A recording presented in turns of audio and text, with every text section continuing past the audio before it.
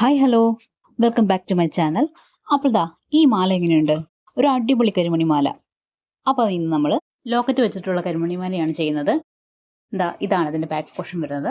അപ്പോൾ നമുക്ക് സമയം കളയണ്ട, വേഗം തന്നെ സ്റ്റാർട്ട് ചെയ്യാം. അപ്പോൾ നമുക്ക് ആദ്യം മെറ്റീരിയൽസ് ഡീറ്റെയിൽസിലോട്ട് പോകാം. അപ്പോൾ ഈ പെൻഡൻ്റാണ് ഞാൻ ഈ മാലയ്ക്കായിട്ട് സെലക്ട് ചെയ്തിരിക്കുന്നത്. ഇത് ബ്ലാക്ക് 1 mm ഹൈഡ്രോ ബീഡ്സ് ആണ്. ഇത് ഗോൾഡ് ബീഡ്സ് 0 mm ആണ്, മൈക്രോപ്ലേറ്റഡ് ആണ്.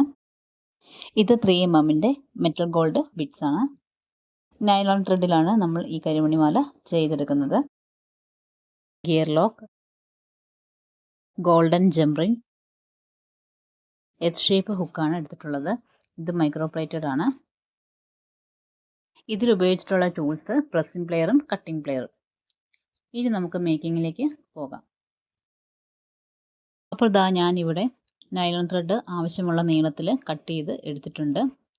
ആദ്യം ഞാൻ ഇട്ട് കൊടുക്കുന്നത് 3 mm ഗോൾഡ് മെറ്റൽ ബോൾ ആണ്.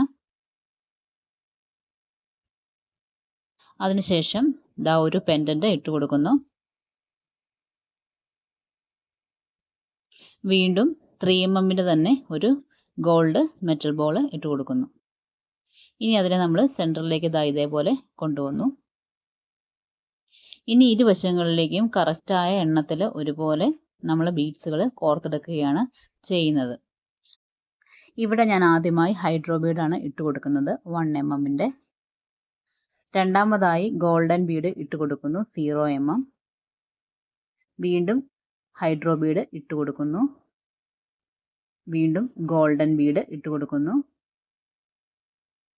ഇവിടെ ശ്രദ്ധിക്കേണ്ടത് ഈ ബീഡിൻ്റെ ഓർഡർ ശ്രദ്ധിക്കുക, എണ്ണവും ശ്രദ്ധിക്കുക. അതേപോലെ ഓർഡറിലും എണ്ണത്തിലും മറുവശത്തും ബീഡുകളെ ഇട്ട് കൊടുക്കുന്നു.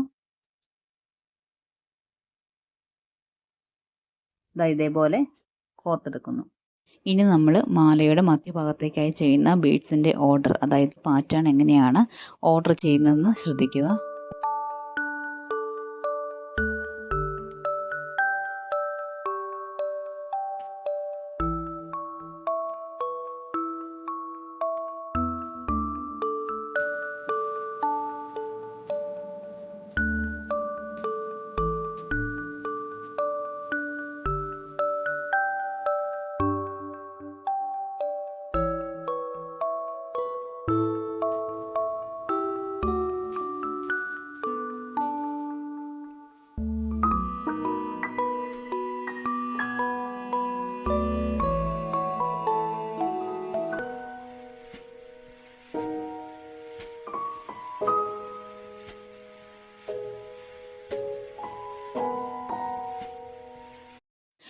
ഇവിടെ ആദ്യം പെൻഡൻറ്റിൻ്റെ ഇരുവശത്തുമായിട്ട് നമ്മൾ 3 mm ഗോൾഡ് ഇട്ടു. പിന്നെ ബ്ലാക്ക് ഹൈഡ്രോ ബീഡ്സ് കൊടുത്തു, ഗോൾഡ് കൊടുത്തു. വീണ്ടും black hydro beads, gold, black hydro beads വെച്ച് എൻഡ് ചെയ്തു.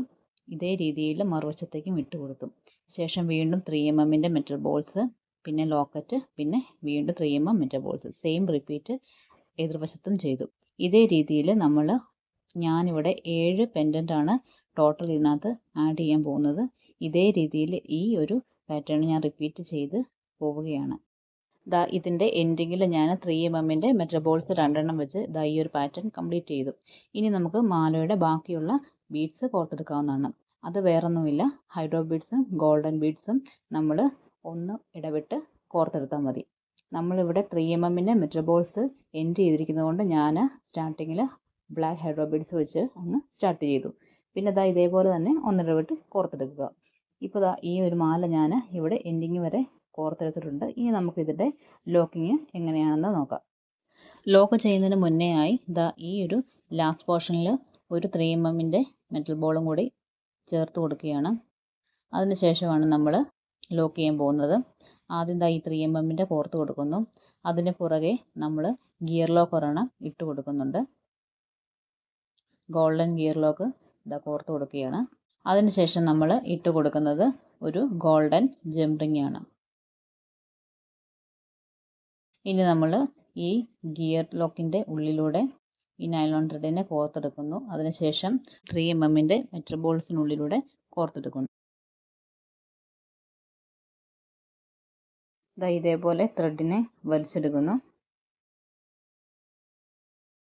അതിനുശേഷം നമുക്ക് ഈ ഗിയർ ലോക്ക് ചെയ്ത് കൊടുക്കാവുന്നതാണ്, പ്രസ് ചെയ്ത് കൊടുക്കാവുന്നതാണ്.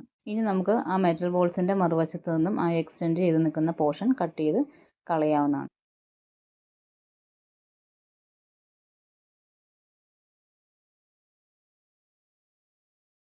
നമുക്കിനി മറുവശം കൂടി ലോക്ക് ചെയ്യാനുണ്ട്. അവിടെ ലോക്ക് ചെയ്യുന്നതിന് മുമ്പ് മാലേനെ ജസ്റ്റ് ഇതേപോലെ ഒന്ന് വലിച്ച് കൊണ്ടുവരിക. അപ്പോൾ അത് ഈ ഒരു നമ്മളിപ്പോൾ ലോക്ക് ചെയ്ത് നിർത്തിയിരിക്കുന്ന വശം അവിടെ കറക്റ്റായിട്ട് റൈറ്റായി നിന്നോളൂ. ഇപ്പോൾ ഇരുവശവും നമ്മൾ ലോക്കാക്കി. ഇനി ബാക്ക് ഹുക്ക് ഇട്ട് കൊടുക്കാം.